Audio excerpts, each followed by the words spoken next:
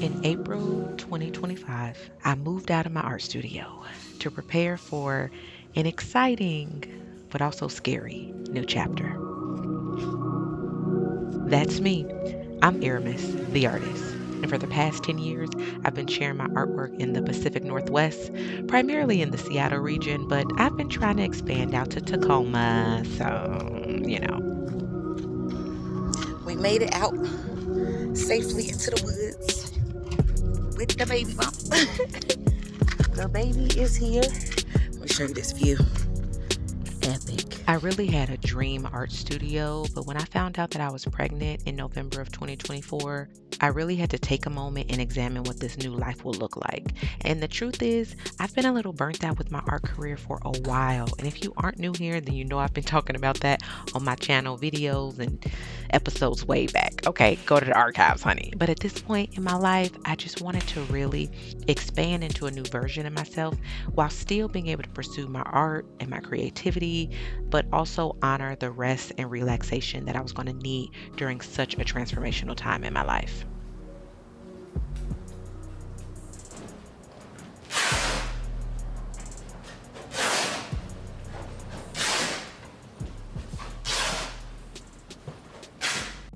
Epic, one of our favorite spots out here. Babe, say hey. Hey. It's like a love seat. By the time we made it out to one of our favorite camping sites in Eastern Washington, we had already moved out of my art studio, packed everything up, and found a safe and clean storage unit for all of my paintings and all of my studio things. And this was our last outdoor adventure before our life was about to change forever.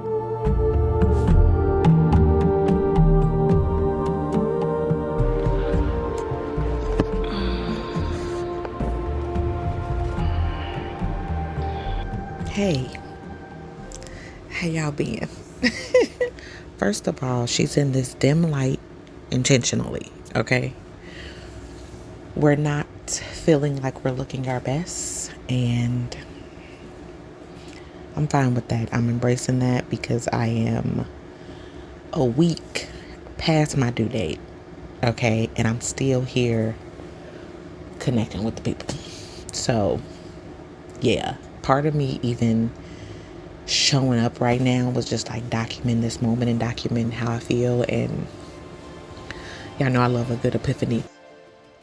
A constant theme that I noticed looking back on this footage was the variety of emotions that I was feeling throughout every aspect of this journey. My family came in town, and so we went to the Seattle Aquarium.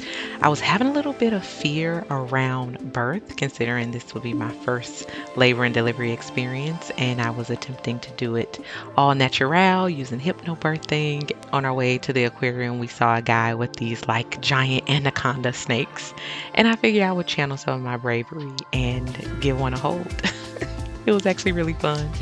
Yeah, it just reminded me how courageous that I am. So if I can hold these snakes, I can deliver a baby. He putting on a show.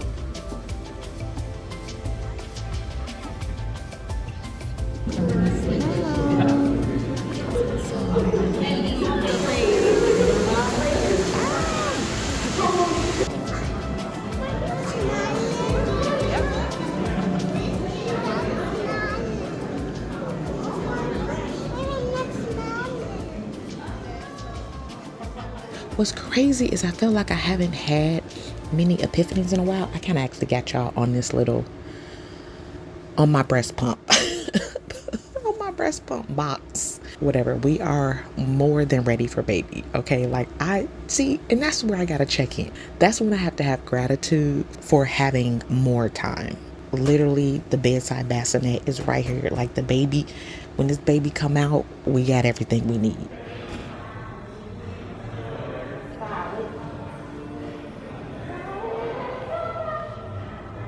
I was a mix of frustrated and grateful for the delay of onset of pregnancy because I was working on this mural to the final weeks of my pregnancy journey. And I needed every second that I could in order to get this done in time. This is when Andy came to join me to get some more footage for me, which is actually going to be coming in a video soon, talking about all the inspiration behind this piece, the process, everything that went into it. If it's not already live yet, stay tuned for that.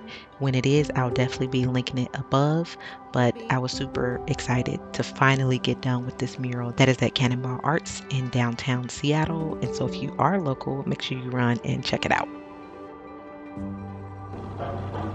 Show me your belly. Let me see your belly. Let me see the skin. Show me my baby. Want to see your baby? Mm-hmm. She in full effect. Mm-hmm. Or he. She or he. The baby penguin giving me that creative energy. You gotta just put some colors on there and then just. Mm-hmm. There you go, your galaxy ball. Right. Maybe my belly button. My belly button. All right, babe. That is a wrap. We made it. We did it. Andy's here. He's helping me load out, get all my paints together. We got the place cleaned. And now we get ice cream as our treat.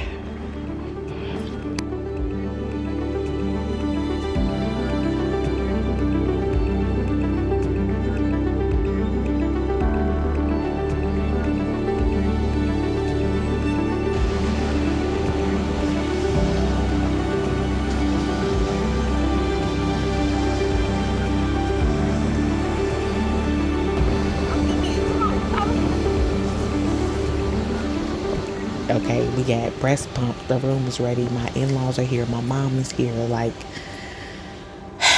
the family is ready. If anything, we all like, okay, come on, baby, you know. But it's a bit of a long story. Is it kind of okay? Let me give y'all the tea. Like, why not? This is my diary. Like, the real tea is that I don't even think I'm a week past my due date. And we told our medical team that and they were like, oh, well, you know, we'll just make a little note in your chart. Like, don't worry about it.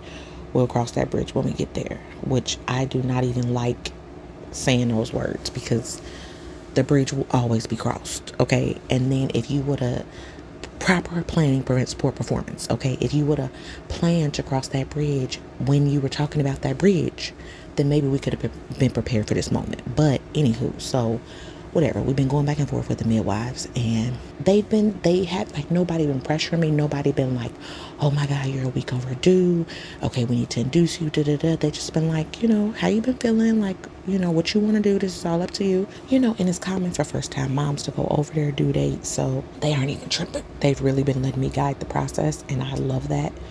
Super grateful for that. And so they've been like, what do you want to do, you know? I'm like, hey, I'm good. We thought these dates were off anyway. Technically in my mind, I'm 39. Okay, I'm less than 39 weeks in my mind. So I feel like we good. Let's just take our time. So they like, okay, cool, but no, in your chart you're 40 weeks. And you can say whatever you want to say. So we like, can we change that? Because we already told y'all from the beginning, like, whatever, long story, but pretty much they like, no, we ain't changing nothing right now. Like, you're giving over that. When was my last appointment? So anywho, so they have been doing tests, right? So they were like, let's do a wellness ultrasound. Like, let's check your amniotic fluid. Like, let's make sure your fluid isn't low. Let's check baby movements, heartbeat, everything, and see how you're doing. And I've had a low risk pregnancy this entire time. That's why I'm able to deliver at the birth center, and I'm super grateful for that. So we got the wellness ultrasound. Everything looks good. Baby looks good. My vitals are good. Everything is good. Everything is good. So I was like, cool, you know, since everything is good, let's just wait. You know, baby's not ready, so they want to make their dramatic ass Leo arrival, okay, because the family has been nonstop texting and checking in, and I'm so grateful. But of course, that also can be like, okay, y'all waiting. Imagine how I'm waiting. Okay. Imagine me, okay? I don't need us checking in that much. But I get it. Everybody's excited. I'm excited. So it's just been a journey. But we've just been getting more stuff done around the house, going shopping, eating, going to see going to the park and the beach and just like different stuff that we've been doing. So Whatever you want. Nope. Go on out there and be somebody. Get on out there and be somebody.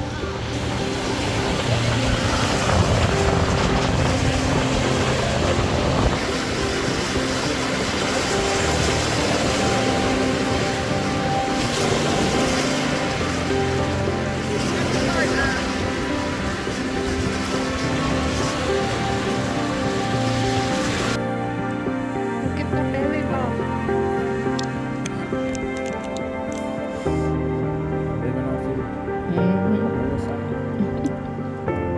don't call my baby a baby shark. Taking on wellness minerals. I've done all the things that are considered safe within what my midwife has approved, and yeah, we still sitting over here at the Lionsgate portal waiting for this divine being to make their presence known on planet Earth. Okay. It's already giving Leo energy. It's already giving Leo energy. You something else.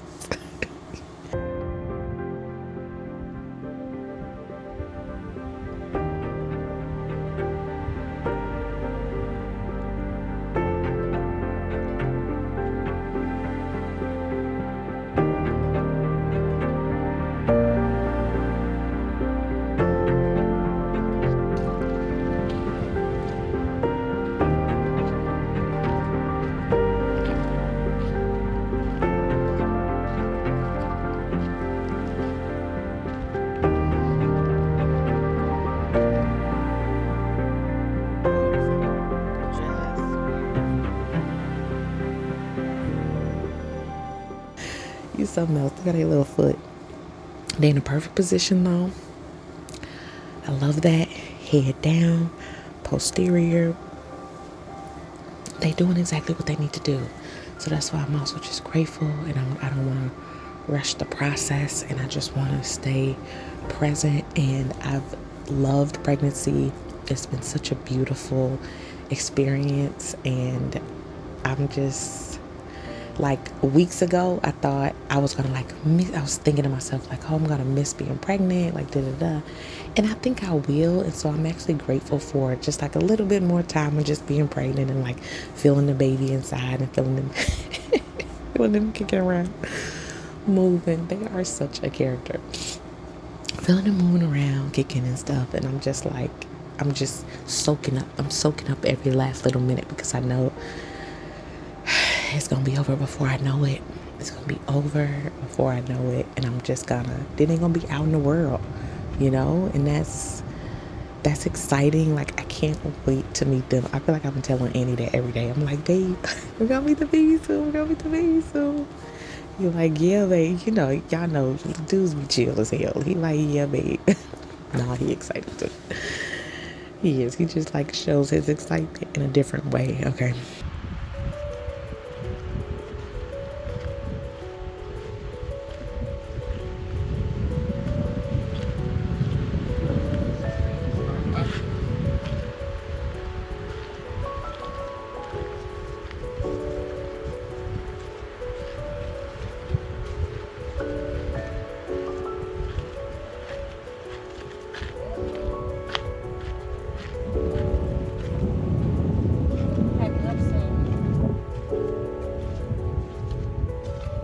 I'm going to have a baby. Yeah. Next time we're back here, we'll have a baby. That'll be fun. Our last camping trip before the big adjustment, the big change. The attitude adjustment. The attitude adjustment. The life adjustment. Financial bitch slap. It's like, oh, y'all thought y'all was gonna have fun, huh? Right. Oh, you thought you was gonna save money. I got something for that ass.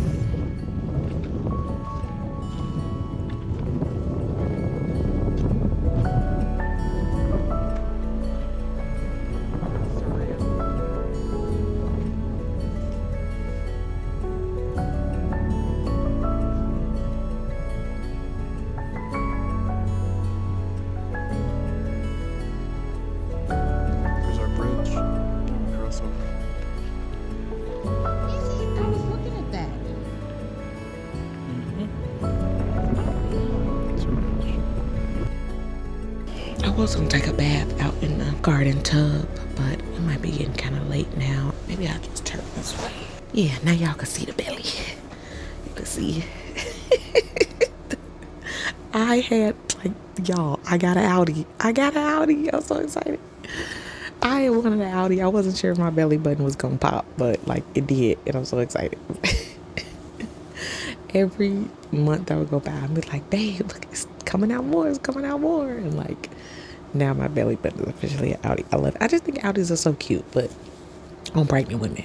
But anywho, but as I just been here, just playing the waiting game, I've just had so many breakthroughs. Nothing will bring clarity to your life like pregnancy, or like bringing a child into this world. Nothing will bring clarity to the people that you want to have in your life, to the people that you surround yourself with, to how you're living your life, to what goals you got. It is just profound. And I've just been having even more of these revelations. And I'm sure it's because of just so many different factors, right? Like the journey that I'm on, motherhood, life, growth, as well as everything that's happening astrologically right now in the stars. I truly feel tapped into that. And it's just been such a beautiful surrendering. Every moment moving forward has just reminded me, I just see the younger version of myself, and I'm grateful for her.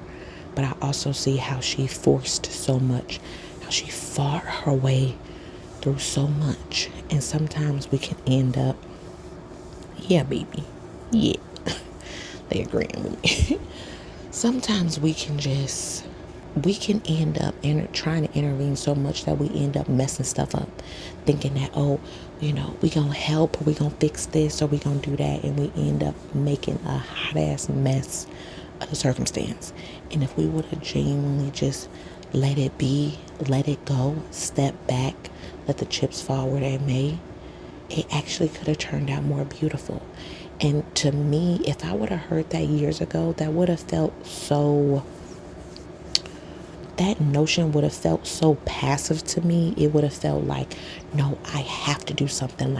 I gotta make sure this happens, or it's all in my hands, There is so much that I'm actually realizing is not within our control at all, And this can be an interesting revelation to have for a person who does believe in manifestation, law of attraction, your thoughts create your reality, all the different things. And that is true. I do believe that there's so much power in the mind and the power of our thinking, but we're also living in a multi-dimensional world where there's so many different factors and so many different moving parts that are outside of our control. And the things that are within our control are those things of our thoughts, our feelings, our actions. But when it comes down to other people and how they moving, and so that's what I'm talking about specifically. It's I was trying to control other people and what they're doing, and trying to over communicate. That's my thing. And I'm clearly, I'm a Gemini, so whatever, clearly I'm a communicator, and my default is to over communicate because I feel like people don't communicate enough. Half of the time I feel like no movie would exist if somebody just sat down and had a conversation with the other person.